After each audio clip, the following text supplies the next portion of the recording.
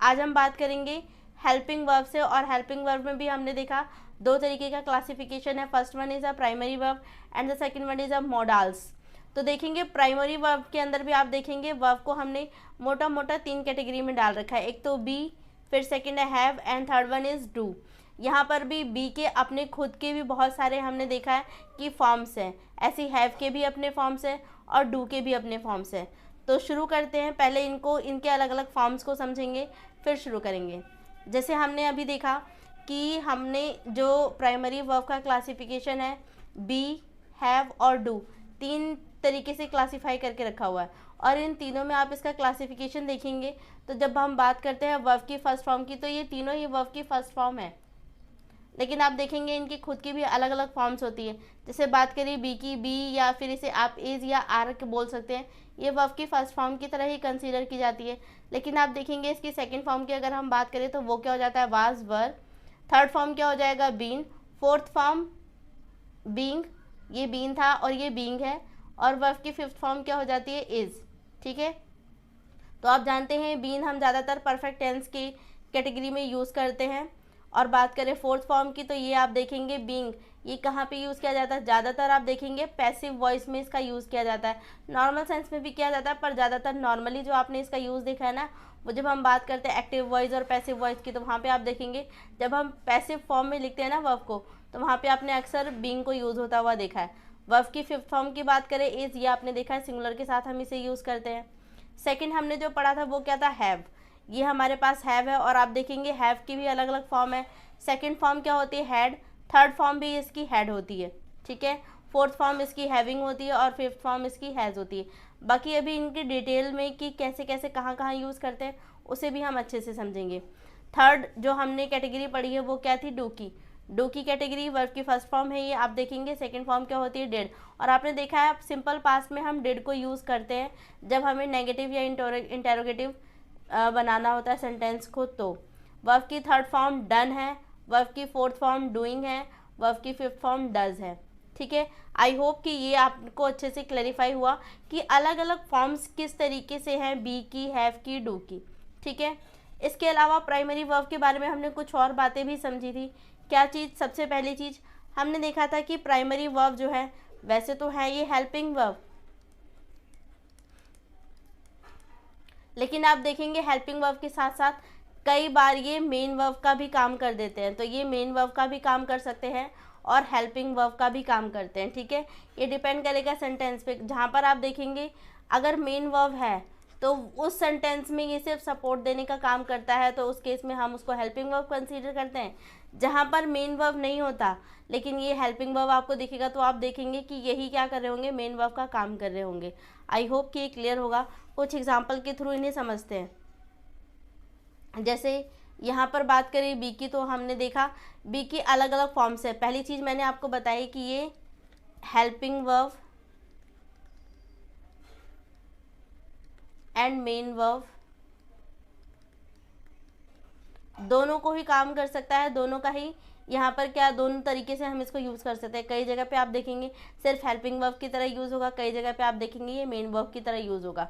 Second thing आप देखेंगे B की, या हम बोल सकते हैं कि प्राइमरी जो वर्ब थे ना वो दोनों ही चीज़ें बताने का काम करते हैं। दोनों चीज़ों से सेंस है स्टेटिव वर्ब और एक्शन वर्ब। आपको अगर स्टेटिव वर्ब दिखाना है तो भी आप इसे यूज़ कर सकते हैं, और एक्शन वर्ब शो करना हो तो भी आप इसे क्या कर सकते हैं, यूज़ कर सकते हैं।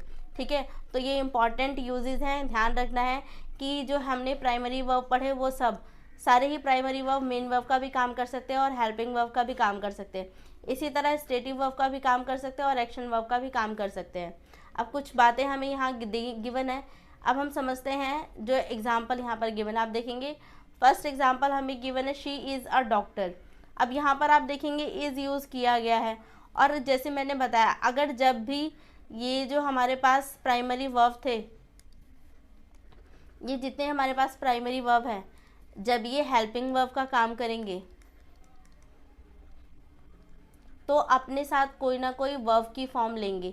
अब उस फॉर्म में कुछ भी हो सकता है, वर्ब की first form, second form, third form, fourth form और फिफ्थ फॉर्म, कुछ भी लेंगे। ठीक है, तो हेल्पिंग वर्ब की तरह जब काम करेंगे तो ये अपने साथ क्या लेंगे, कोई ना कोई मेन वर्ब ज़रूर लेंगे।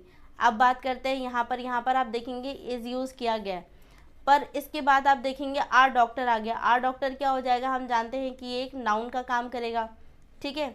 तो यहाँ पर आप देखेंगे कि ये मेन वर्ब का काम कर रहा है। यहाँ बताया जा रहा है, सिर्फ स्टेट बताने की कोशिश की जा रही है कि वो क्या है, एक डॉक्टर है। और यहाँ पे ये जो इज़ है ना, आप देखेंगे ये लिंकिंग वर्ब का काम कर रही है, यानी कि जो सब्जेक्ट है, सब्जेक्ट के बारे में ही बताया गया है कि क्या है, एक डॉक्टर है।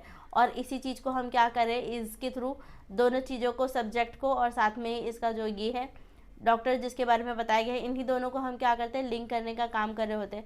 तो ये यहाँ पे एक लिंकिंग वर्ब की तरह भी क्या काम करता है, काम कर रहा है, ठीक है। आई होप ये क्लियर हुआ होगा। सेकंड वाले में आप देखेंगे शी इज़ ट्रीटिंग पेशेंट। अब यहाँ पर आप देखेंगे ट्रीटिंग, ये क्या है, एक मेन वर्ब का काम कर रहा है और इसके साथ इज भी आया, दैट मीन्स ये क्या है, एक हेल्पिंग वर्ब का काम करेगा। और ट्रीटिंग वर्ब की कौन सी फॉर्म है, तो वर्ब की फोर्थ फॉर्म है, ये भी आपको अच्छे से पता है, ठीक है। तो आप समझ पा रहे हो यहाँ पे कि फर्स्ट वाले में आप देखेंगे ये मेन वर्ब का काम भी कर रहा है और आप इसे बोल भी सकते हैं कि लिंकिंग वर्ब भी है। सेकंड वाले केस में आप देखेंगे हेल्पिंग वर्ब का काम कर रहा है, इसके साथ इसका मेन वर्ब आया हुआ है, ट्रीटिंग वर्ब की फोर्थ फॉर्म। नेक्स्ट, तो स्टूडेंट जैसे कि थर्ड वाले एग्जाम्पल में आपको गिवन है, she has been faithful to his colleagues. अब यहाँ पर आप देखेंगे ये जो हमें गिवन है फेथफुल, आप जानते हैं कि ये क्या है, एडजेक्टिव है। यहाँ पर अब देखना है, जैसे अभी मैंने बताया हेल्पिंग वर्ब है, हेल्पिंग वर्ब के तुरंत बाद कोई ना कोई मेन वर्ब आएगी, जिसमें हम बात करते हैं वर्ब की first, second, third, fourth, fifth कोई भी फॉर्म हो सकती है। जबकि यहाँ पर आप देखेंगे क्या गिवन है, एडजेक्टिव। और हैज़ बीन, हैव बीन वैसे तो क्या होता है, ऑक्सिलरी वर्ब होते हैं, दोनों ही हेल्पिंग वर्ब का काम करते हैं। पर अगर हम बात करें इस वाले सेंटेंस में ना, तो आप देखेंगे हैज़ तो यहाँ पर ऑक्सिलरी वर्ब का काम कर रहा है, लेकिन ये जो बीन है ना, ये यहाँ पर क्या कर रहा है, मेन वर्ब का काम कर रहा है। क्यों, क्योंकि आप देखेंगे हैज़ हैव के बाद हम वर्ब की थर्ड फॉर्म यूज़ करते हैं। और आप देखेंगे बीन जो है ये भी क्या है, वर्ब की थर्ड फॉर्म ही है, ठीक है। इसके अलावा अगर यहाँ पर देखोगे आप, तो ये हेल्पिंग वर्ब है, हेल्पिंग वर्ब के बाद तुरंत मेन वर्ब आनी चाहिए थी। यस, इन दोनों बातों को सेटिस्फाई किया जा रहा है। और अगर आप दोनों को ही हेल्पिंग वर्ब की तरह कंसीडर करेंगे ना, तो उसके बाद फिर आप देखेंगे एडजेक्टिव आ गया, कोई मेन वर्ब हमारे पास है ही नहीं। तो इस केस में, इस वाले एग्जाम्पल में आप देखेंगे जो हैज़ है वो ऑक्सिलरी वर्ब है, हेल्पिंग वर्ब का काम कर रहा है, लेकिन जो बीन है यहाँ पर मेन वर्ब का काम कर रहा है। और फेथफुल यहाँ पर क्या है, एक एडजेक्टिव है। जबकि फोर्थ वाले सेंटेंस में आप देखेंगे ना, she has been doing his work, आप देखेंगे यहाँ पर भी हैज़ बीन है, लेकिन इसके बाद क्या है, डूइंग। और डूइंग हमारा क्या है, मेन वर्ब है, और ये कौन सी फॉर्म है, वर्ब की फोर्थ फॉर्म है। तो यस, यहाँ पर एक मेन वर्ब है, दैट मीन्स इससे पहले हैज़ बीन, ये जो दोनों ही आया ना, ये दोनों के दोनों यहाँ पर क्या कर रहे हैं, हेल्पिंग वर्ब का काम कर रहे हैं। तो आई होप आपको समझ में आया होगा कि सेंटेंस के ऊपर डिपेंड करेगा कि उसके पास मेन वर्ब है या फिर कोई एडजेक्टिव है या एडवर्ब है, क्या चीज़ है, उसके अकॉर्डिंग आपको देखना पड़ेगा कि ये किसी सेंटेंस में सेम जो चीज़ें होंगी, सेम जो प्राइमरी वर्ब होंगे वो हेल्पिंग वर्ब का भी काम कर सकते हैं। कई जगह पे आप देखेंगे कि ये क्या करते हैं, मेन वर्ब का भी काम कर देते हैं। आई होप चीज़ें क्लियर हुई होंगी। तो बी के बारे में पहली चीज़ हमने जो समझी वो क्या था कि हेल्पिंग वर्ब की तरह भी काम कर सकता है और मेन वर्ब की तरह भी क्या करता है, काम करता है। और इसके एग्जांपल आप यहाँ देख चुके हैं। सेकंड थिंग हमने बात की थी, कई सेंटेंस में आप देखेंगे ये स्टेट बताने के लिए, पोजीशन बताने के लिए भी यूज़ किया जाएगा। और कई जगह पर आप देखेंगे कि एक्शन वर्ब को, यानी कि एक्शंस को रिप्रेजेंट करने के लिए भी यूज़ किया जाएगा। फॉर एग्जाम्पल, जैसे मान लीजिए मैंने आपको पहला सेंटेंस दिया, ही इज़ ऑनेस्ट। एक सेंटेंस और जैसे कि शी इज़ वर्किंग। अब आप देखेंगे दोनों ही सेंटेंस में इज़ यूज़ किया गया है, यहाँ पर भी इज़ है, यहाँ पर भी इज़ है, लेकिन यहाँ पर क्या है, एक एडजेक्टिव है और यहाँ पर क्या है, एक मेन वर्ब है, ठीक है। और ये कौन सी फॉर्म है, आईएनजी है, तो वर्ब की फोर्थ फॉर्म है, ठीक है। डिफरेंस क्या है, यहाँ पर आप देखेंगे ये जो इज़ है ना, ये यहाँ पर मेन वर्ब का काम कर रहा है, ठीक है, और मेन वर्ब के बाद एडजेक्टिव आ गया। इस वाले केस में ये सिर्फ हेल्पिंग वर्ब का काम कर रहा है, क्यों, क्योंकि इसके बाद इसका मेन वर्ब है, ठीक है। आई होप ये बात क्लियर होगी। और आप देखेंगे फर्स्ट वाले सेंटेंस में क्या कोई एक्शन परफॉर्म हो रहा है, नहीं, ही इज़ ऑनेस्ट, ये सिर्फ एक स्टेट बताने की कोशिश की जा रही है ही के बारे में, तो ही का स्टेट बताया जा रहा है, दैट मीन्स ये सिर्फ। तो फर्स्ट वाले में जैसे आपने देखा ही इज़ ऑनेस्ट, यहाँ पर क्या है, कोई एक्शन परफॉर्म नहीं हो रहा है, कुछ नहीं, यहाँ पर सिर्फ क्या है, स्टेट बताने की कोशिश की जा रही है ही के बारे में, ही की पोजीशन बताई जा रही है, या हम बोल सकते हैं ही की स्टेट बताई जा रही है कि वो कैसा है, ऑनेस्ट है, उसका नेचर बताया जा रहा है। तो यहाँ पर आप देखेंगे कि ये क्या है, स्टेटिव वर्ब का काम कर रहा है, क्योंकि कोई एक्शन यहाँ पे परफॉर्म नहीं हो रहा है, सिर्फ स्टेट बताने का काम हो रहा है। जबकि सेकंड वाले में आप देखेंगे शी इज़ वर्किंग, यहाँ पे हेल्पिंग वर्ब की तरह यूज़ हो रहा है, और वर्किंग, वर्किंग का मतलब क्या है, कोई ना कोई काम तो वो कर ही रही होगी, तो यहाँ पे क्या है, कोई ना कोई एक्शन परफॉर्म हो रहा है। तो ये किस चीज़ को शो कर रहा है, एक्शन वर्ब को शो कर रहा है। आई होप कि दोनों बातें क्लियर हुई होंगी कि कब ये स्टेट वर्ब का काम करेगा, कभी ये क्या करेगा, एक्शन वर्ब का काम करेगा। कभी जो बी की फॉर्म्स होगी, बी होगा, वो हेल्पिंग वर्ब की तरह भी काम कर सकता है और मेन वर्ब की तरह भी काम कर सकता है। तो आई होप कि चीज़ें अच्छे से क्लैरिफाई होंगी, ये सारी बातें आपको समझ में आई होगी। तो अभी हमने बात करी है बी की। आप देखेंगे बी के साथ ही इज़ आर एम होता है, और इसके साथ एक और एम भी यहाँ पर यूज़ किया जाता है, इज़ आर एम। तो पहले हम इनका भी यूज़ समझेंगे कि कहाँ कहाँ पे यूज़ किया जाता है। तो जैसे मैंने आपको बताया इज़ आर एम के बारे में, तो आप देखेंगे बेसिक बातें ही, हालांकि ये बातें सबको ही पता होती हैं, और आई होप कि आपने भी अगर टेंस को पढ़ा होगा ना, तो आपको भी पता होगा। बात करें इज़ की, आर की और एम की, तो इसको कहाँ कहाँ पे यूज़ किया जाता है। सबसे बेसिक चीज़ जो इसके बारे में आप सब जानते होंगे, तो ये हम यूज़ करते हैं प्रेजेंट कॉन्टिन्यूअस टेंस में।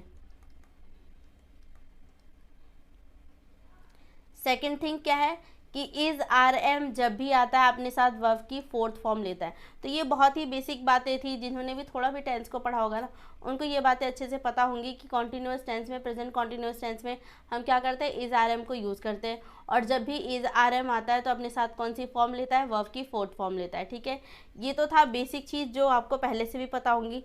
लेकिन अब हम बात करने वाले हैं कि और कहाँ कहाँ पे इज़ आर एम का यूज़ किया जाता है। और देखेंगे आप यहाँ पर आपको क्या है, टेंस की भी रिवीजन हो जाएगी, क्योंकि अगर आपने टेंस को भी अच्छे से पढ़ा होगा तो वहाँ पर भी इसके यूज़ समझाए गए थे। तो बात करते हैं उसके बारे में, इसी बहाने आपका टेंस भी रिवाइज हो जाएगा, और फिर से कॉन्सेप्ट क्या हो जाएंगे, रिवीजन में आ जाएंगे। तो सबसे पहले बात करें, ये आप समझ चुके हैं कि हम कैसे यूज़ करते हैं। Is are am present continuous tense में यूज़ किया जाता है, वर्ब की फोर्थ फॉर्म है, ये अपने साथ लेना पसंद करता है। अब बात करते हैं, ये आप देखेंगे आपके कॉम्पिटिटिव एग्जाम के पर्सपेक्टिव से इंपॉर्टेंट पॉइंट्स है जो यहाँ पर लिखे गए हैं। इनका एग्जाम्पल भी मैं समझाऊंगी, पर पहले इसको समझते हैं। सबसे पहली चीज़ कि इज़ आर एम को यूज़ किया जाता है एक ऐसे एक्शन को दिखाने के लिए जो ऑन गोइंग है, ऐसा एक्शन जो अभी कंटिन्यू है, जो हो रहा है। ठीक है, ऐसे एक्शन को रिप्रेजेंट करने के लिए हम क्या करते हैं, इज़ आर एम को यूज़ करते हैं।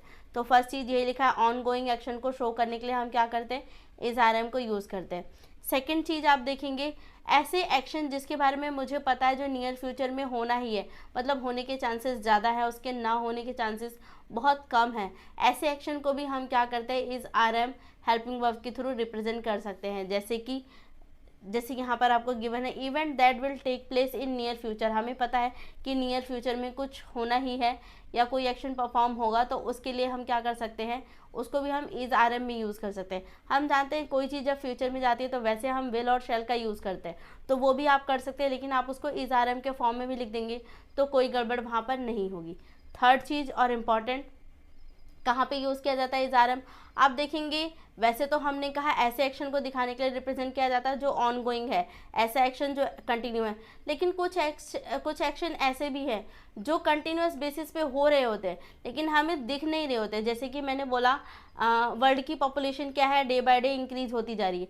हम सब जानते हैं कि ये बात रियलिटी है कि वर्ल्ड की जो पॉपुलेशन है वो बढ़ती जा रही है डेली बेसिस पे, लेकिन क्या हम में से कोई भी उस चीज़ को बढ़ता हुआ देख पा रहा है? नहीं। तो ऐसे एक्शन जो हो रहे हैं लेकिन हम उन्हें देख नहीं पा रहे, तो उनको भी हम क्या कर सकते हैं, इज़ आर एम के फॉर्म में लिख सकते हैं। तो थर्ड चीज़ आपको यही बता रहा है, एक्शन और the event going on at the time of speaking but cannot see them. ऐसे एक्शन जो हो रहे हैं जब हम बात कर रहे हैं वो एक्शन तब भी परफॉर्म हो रहे हैं लेकिन हम उन्हें देख नहीं पा रहे, तो ऐसे एक्शन को रिप्रेजेंट करने के लिए भी हम क्या करते हैं, इज़ आर एम का यूज़ करते हैं। तो आई होप ये आपको अच्छे से क्लैरिफाई होगा। यहाँ पर आप देखेंगे इज़ आर एम के जितने यूज़ है ना वो सब कुछ आपको यहाँ पे इकट्ठा प्रोवाइड करवा दिया गया है। टेंस में किस तरीके से, नॉर्मल फॉर्म में किस तरीके से यूज़ किया जाता है, कॉम्पिटिटिव एग्जाम के प्रोस्पेक्टिव से किस तरीके से इंपॉर्टेंट है, क्या क्या बातें पूछी जाती है। आई होप कि वो भी आपको यहाँ पे अच्छे से क्लियर हुआ होगा। बात करते हैं हम यहाँ पे कुछ एग्जाम्पल के थ्रू समझते हैं। सबसे पहला वाला सेंटेंस आपको गिवन है, I am studying English now. यहाँ पर आप देखेंगे एम यूज़ किया गया है किस तरीके से, और यहाँ पर क्या है स्टडिंग। आप देखेंगे ये किस चीज़ को दिखा रहा है, ये मेन वर्ब को दिखा रहा है। एक सेकेंड,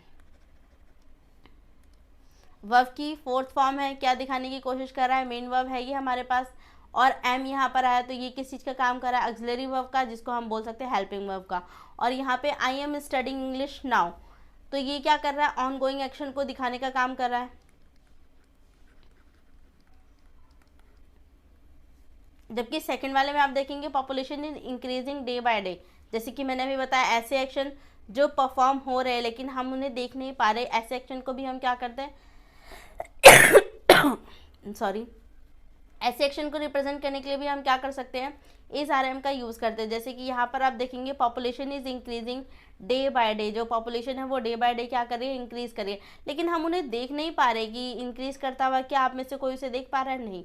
तो ऐसे एक्शन को भी हम क्या कर सकते हैं, इस आर एम की हेल्प से रिप्रेजेंट कर सकते हैं। तो ये आप देखेंगे, ये जो हमने थर्ड वाली चीज़ पढ़ी यहाँ पर, इसी चीज़ को रिप्रेजेंट कर रहा है ये वाला एग्जाम्पल, ठीक है।